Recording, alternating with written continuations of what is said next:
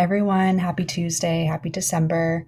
Today we are continuing our read aloud of Joseph Bruchack's Two Roads, our new book for Module 3. So let's go over our agenda and our learning targets, and then we'll get started. So we will be doing a Nearpod for chapters 4 and 5, just like we did yesterday. As I mentioned, we are skipping chapters 2 and 3 just for the sake of time, but if you would like to go back and read those chapters, you're more than welcome to. You just will not be assessed on those chapters. So once you finish your chapter 4 and 5 Nearpod, you will complete your ASYNC work, making an inference about Cal, our main character. So today, all you have due are this chapter 4 and 5 Nearpod, and then your Tuesday ASYNC chart that is in your ASYNC document from yesterday. So today's learning targets, I can find the gist of chapters 4 and 5. Remember, our gist is our first thinking after the main idea. And then number 2, I can analyze how Cal responds to and changes due to challenges in chapter 4 and 5. So think about the challenges Cal has faced so far, and be thinking as we're reading how we can see his challenges he faces in chapters 4 and 5 and how they shape him as a character. So just to review what we have already read in Two Roads and some of the chapters that we skipped over. So in chapter 1, we met 12-year-old Cal. He and his father have been riding the rails, meaning they are hopping on the train at one town, going to another town looking for work because they lost their farm. And Cal's mother passed away during the Great Depression, 1930s. So then in chapter 2, Cal and Pop continue their journey riding the rails, and we learn that they hold themselves to a very strict ethical code. So when they go to each town, they stop, they offer to work in exchange for food and lodging. We learn more about their character through that ethical code. Then finally, in chapter 3, they continue their journey, and Pop shares stories from World War I.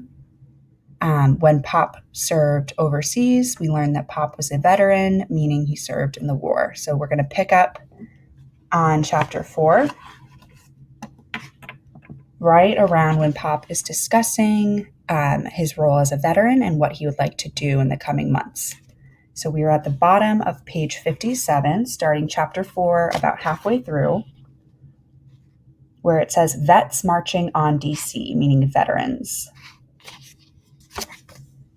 So take a moment, open up your book in Classroom. If you wanted to go to the chapter 4 or 5 excerpt in Classroom, you can pause the video and open that now, or open your paper book to page 57. So let's go ahead and get started. Page 57, Vets Marching on DC. Washington, he says, tapping the newspaper with one finger. Men like Joe and me are going there now. Vets asking for a fair shake. They figure that if enough of us show up, Congress and the president will have to do something. They'll have to give us our bonuses, and me too. Pop's voice has been getting more excited as he's been talking. He looks straight at me and says that name. Washington. He says it like a magician chanting abracadabra before he pulls a rabbit out of his hat. Washington. Me in Washington? Can you imagine that, Cal? I don't say anything, but I can. I have one of those rare moments where I can sort of see the future. There are all of those soldiers marching down Pennsylvania Avenue. Pop is marching with them. But I don't see me there. Yes, sir, Pop says, bringing me back to the present. Yes, sir. His voice is softer. He's talking to himself now. That's it. I need to join my brother soldiers. One last campaign. One last march. His mind's made up. Once Pop decides on something, nothing stops him. Not hell or high water. And now I am feeling excited too. If Pop is going to Washington, I'll surely be going there as well. Me taking care of him taking care of me. Washington, D.C. I've never seen that place, but I've read, page 59, about it, and it seems wonderful. The Capitol building, the big memorials, the White House, all sorts of museums, and the nation's biggest library. But then Pop lowers the paper and looks straight at me. The expression on his face has changed. It's no longer excited. It's thoughtful. Son, he says, I've been thinking. The tone of his voice has changed too. It's serious in a way that worries me.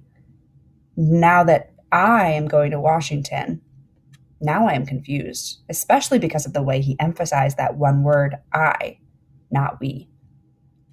I say, Pop, won't we both be going? He shakes his head. No, son. If this is going to be a campaign, then I have to go it without you. It might be dangerous, and I want you safe while I'm gone. It'll be me and other vets doing this. It's time for you. He pauses, looking out the door at the trees and telegraph poles whizzing by. The train's going over a rough spot in the tracks, the two of us rocking back and forth with the motion of the boxcar. What, Pop? I ask. Time for what? School, he says. I've been thinking about this ever since we hit the road. It's not right you missing out on schooling. You need to get back to being educated, Cal. And I know how to do it. That confused the dickens out of me. Back to being educated, back to school. I cannot imagine any way on God's green earth that can be done. Page 60. The school I was going to is closed. No other school is going to take in a hobo boy that just hopped off a freight train. Nor do we have any money for such things as books and school supplies. And where would I live while going to school? It makes no sense. How, I say. Then, because I'm feeling so totally befuddled, I say it again. How? For some reason, that makes Pop chuckle. Exactly, he says. He lifts his head to look straight at me. Then he does something strange. He holds out his left hand and strokes the back of it with the fingers on his right. He's done sign language before, especially when it's been necessary for us to keep quiet, like when we're hiding from a railroad bull. Sign language comes in handy at such times. But what he just did was a sign I hadn't seen before. I don't understand it. It's not like lifting his index finger up and dropping it down for yes or holding out an empty palm for no. I don't know that sign, Pop. He smiles, strokes the back of his hand again. It means Indian, he said, pointing out how Indian skin is darker than that of a white man. Indian. Then he holds out his hands, side by side, open palm up. That's a gesture I understand. It means book, but I still cannot grasp what he is telling me. Finally, as if it explains everything rather than making me even more baffled, he says two words. Indian school.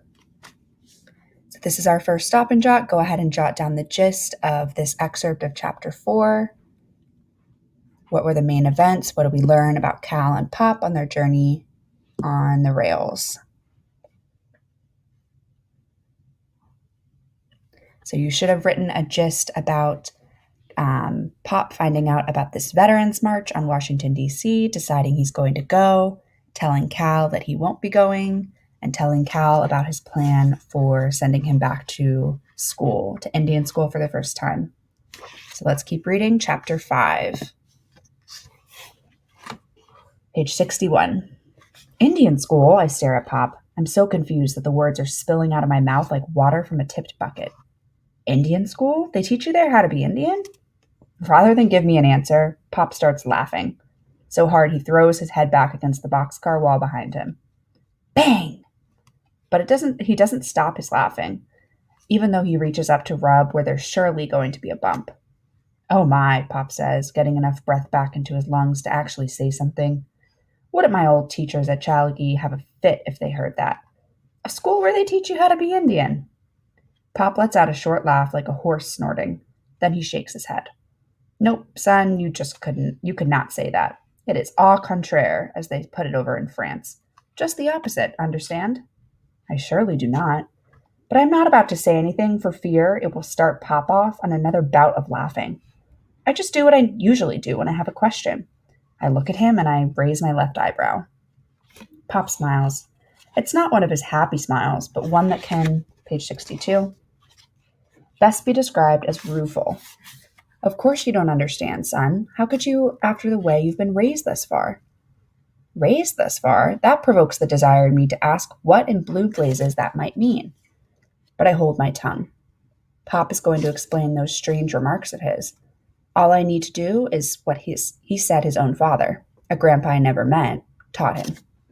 If you want to hear something, don't talk. So that is what I do. Or, rather, not do. Pop looks straight at me. That sad smile's gone from his face. Cal, he says, his voice so soft no one else in the boxcar but me can hear, especially those who turn their heads our way when Pop had that attack of guffawing. Cal, there's a lot of explaining I have to do.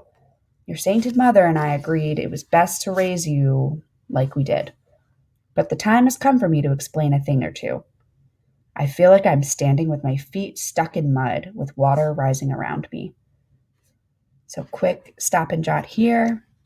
What type of figurative language do we see in that sentence? I feel like I'm standing with my feet stuck in mud with water rising around me.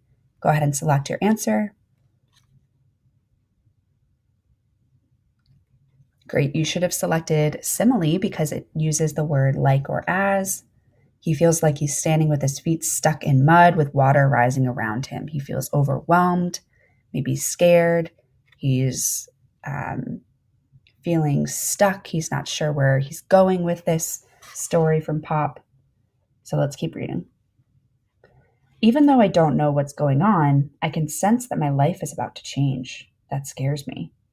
Let me start, Pop says, by explaining what Indian school is, okay? Okay, I reply, my throat so tight that the words come out as a hoarse whisper. There was a time, Pop says, when this United States was at war with the Indian tribes. You've been taught about that in school, right?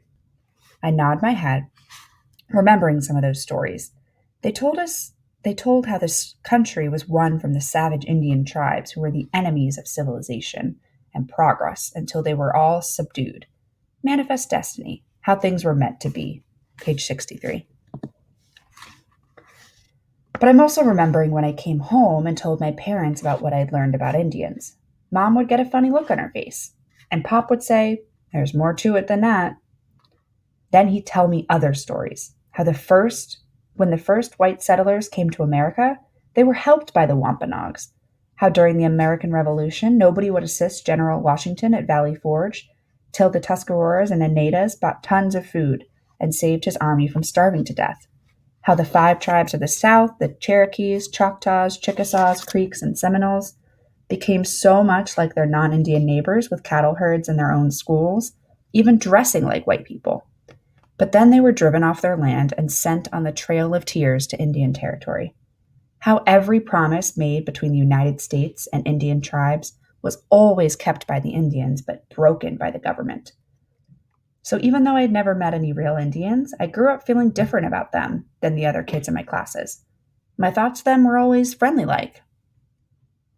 Not that I said anything in class. Silent Cow was what I was called. But I did write an essay in 4th grade that led my teacher, Miss Nolan, to ask me where I'd learned such things that were certainly not in any of my books. My pop, was all I said. It resulted in 2 things. First was my paper getting a big red F scrawled on top of it with the word ridiculous. Page 64. Second was Pop paying her a visit after I brought that paper home. I was by his side when he walked into the school, a book under his arm. Both my parents had been invited, but it was one of those days Mom was too sick to leave the farm. I watched Miss Nolan greet him. There was an even bigger smile on her face than I ever saw in our classroom. "Mr. Black," she said, "I'm so pleased to meet a real-life war hero." Pop said nothing, just held the door open for her. I stayed in the hall, on the benches where students always had to sit when parents had conferences with her. Pop nodded at me before he shut the door behind them.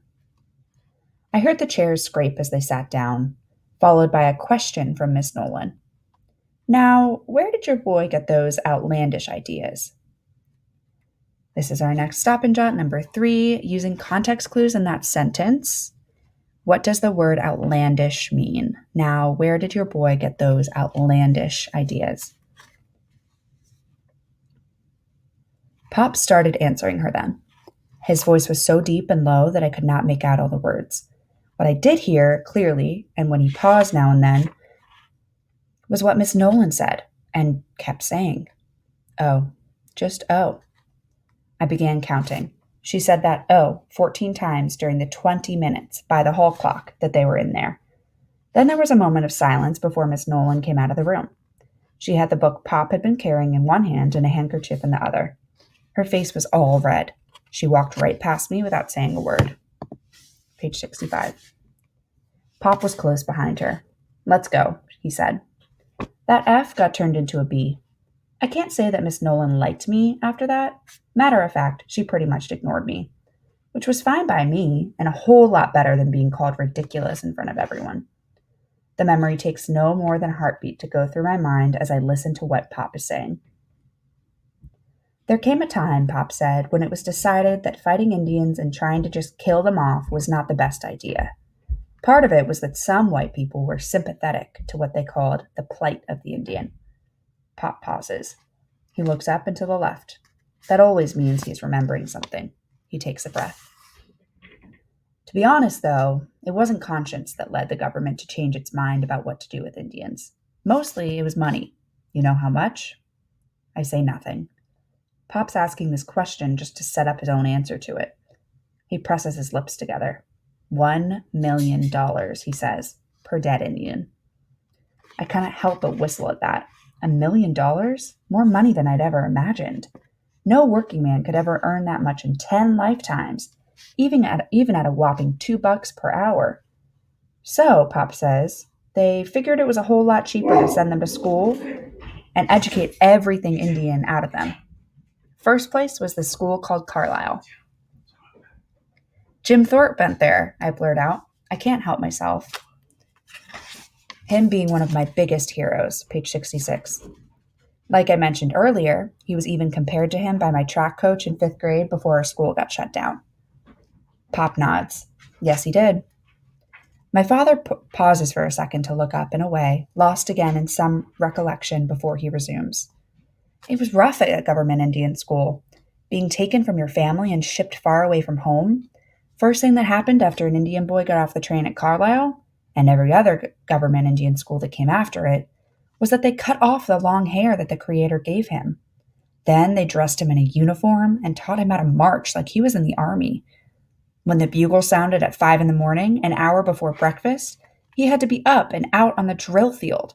Just imagine a little kid holding one of those great big Enfield rifles from the Spanish-American War and going through close order drill. Pop holds up his hands as if he has a gun in them. Attention, present arms, shoulder arms, forward, march. Pop's voice has gotten really loud, barking out those commands like he was really on a drill field. It takes me back to one time when we were rolling through Kentucky. Pop and I had to hold on to a dark-skinned man named Lucius. Had to hold a dark-skinned man named Lucius down. He thought he was back on some Belgian battlefield and was trying to jump out the door of the speeding boxcar. After he struggled, he was yelling out words in a language Pop later told me was French. Page 67. Everyone in our boxcar cringes when Pop shouts out those commands. They're afraid he might get violent, as ex-doughboys sometimes do. The other beaus in the car might be thinking that Pop is having some sort of episode like Lucius did. Some of the men who ride the rails, even men who did not serve, are real fragile in their heads. They can hurt themselves or others when they have an episode. Pop sighs and shakes his head. His voice drops down low again. Things were hard at Indian school. Idea was to get rid of everything in you that was Indian. Drill it out of you, teach it out of you, beat it out of you. Told you never ever speak Indian again. Punish you hard if you forgot, uttered even one Indian word. Just saying Hersey could earn you a whipping or 2 nights in the guardhouse. Hersky? Where did that word come from? A simple howdy-do in the Creek language, Pop says, as if hearing my thought. Good word to know. Not as good, I suppose, as mutu. That means thanks in Creek. Mutu. Mutu, I think. Mutu. I hear the word lodge itself in my head, alongside of Hersky. It's always been that way for me. Say a new word, and my brain just grabs it like a frog snagging a fly with its tongue. But now I have to ask. Jim Thorpe was Creek? No, Pop says, speaking real slow. I was. So our last stop and jot, go ahead and summarize Chapter 5. Remember to include the main idea of the chapter, 3 supporting details, and a theme you can learn from this chapter, including a lesson or a moral.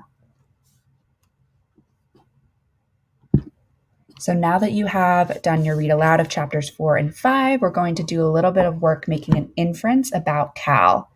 So remember, an inference is an educated guess based on evidence from the text. So we're going to go through some steps to find an inference about Cal's character. So first on our chart, you see that we are talking about chapters 4 and 5. So we are going to find an example from that section of the text that shows a challenge that Cal faces, something difficult in his life. So I went back in the text and I found an example that I think would work well for this. So I'm going to plug that into the challenge box. So I found a challenge about Cal learning about his Creek Indian heritage through his dad for the first time. I thought that might be challenging for Cal. He describes feeling like he's standing like he's stuck in the mud and the water is rising. Maybe he's overwhelmed. So that seemed like something that was challenging for Cal. Remember, of course, this is just an example. Remember to find your own. But you can find anything in chapters 4 and 5 related to this idea of Cal learning about his Indian heritage. So next, you're going to ask, how does Cal respond to or change as a result of that challenge? So what does he do as a response? So you're going to look back in the text and find some text evidence to support what he does in response. So I went back in the text and I found that Cal is curious. He wants to know more about this background. He's not afraid. He's not angry. In the text, it says, I just do what I usually do when I have a question. I look at him and raise my left eyebrow. And that was on page 61.